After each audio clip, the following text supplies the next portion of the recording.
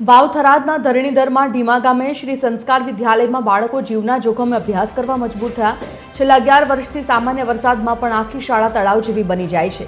ગંદા પાણી વચ્ચેથી પસાર થતા ભૂલકાઓમાં રોગચાળાનો ભય પણ સતાવી રહ્યો છે। અનેક લેખિત રજૂઆતો કરવા છતાં તંત્ર માત્ર ખાતરીઓ આપે છે, પરંતુ કોઈ જ નક્કર કામગીરી નથી થતી। ત્યારે હવે આ બાબતને લઈ વાલીઓમાં ખાસો રોષ છે અને વહેલી તકે કાયમી ઉકેલ લાવવાની ઉગ્ર માંગ કરવામાં આવી રહી છે।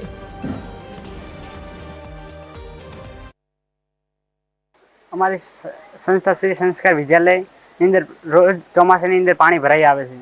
આ પાણી હાલ તો શરૂઆત છે ચોમાસાની, છતાં પણ આટલું પાણી ભરાણું છે ને હાલ આગળ જેમ કે વરસાદ વધારે આવશે ત્યાં તો રૂમની અંદર પાણી પણ ભરાઈ જશે।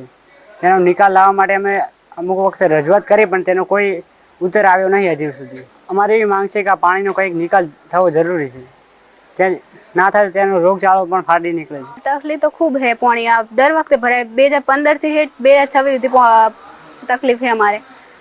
આ તો આટલું है पानी ને અમારા રૂમમાં છેક ભરાઈ જાય તો અમે શું ભણવા પાહે।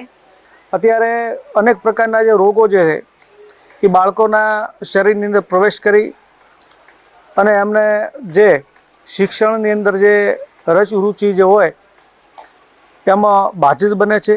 એટલે અમે સરકારશ્રીને એક જ રજૂઆત કરવા માગીએ છીએ કે અમારી જે શાળા જે છે એનો જે પાણી ભરાવાનો જે પ્રશ્ન જે છે એનો કાયમી નિકાલ થાય અને કાયમી નિવેડો આવે એવું અમે શ્રી સંસ્કાર વિદ્યાલય ઢીમાના સ્ટાફ તરીકે અમે બધા સરકારશ્રીને વિનંતી કરીએ છીએ। ઢીમા ગામે સામાન્ય વરસાદના કારણે અત્યારે શાળામાં મેદાનના ભાગે પાણી ભરાયું છે। શાળાના આચાર્યશ્રીને જાણ કરેલ છે કે તંત્રને જાણ કરી અને તાત્કાલિક અસરથી પાણીનો નિકાલ થાય એ માટેની સૂચના આપવામાં આવી છે। અતિ ભારે વરસાદની આગાહીના કારણે શાળામાં વધુ પાણી ન ભરાય એ માટેના આગોતરા પગલાં લેવા માટે પણ એમને સૂચવવામાં આવેલ છે અને આજે પાણી ભરાયું છે મેદાનના ભાગે એનો 2 થી 3 દિવસમાં નિકાલ થઈ જાય એવું તેમને સૂચના આપવામાં આવેલી છે।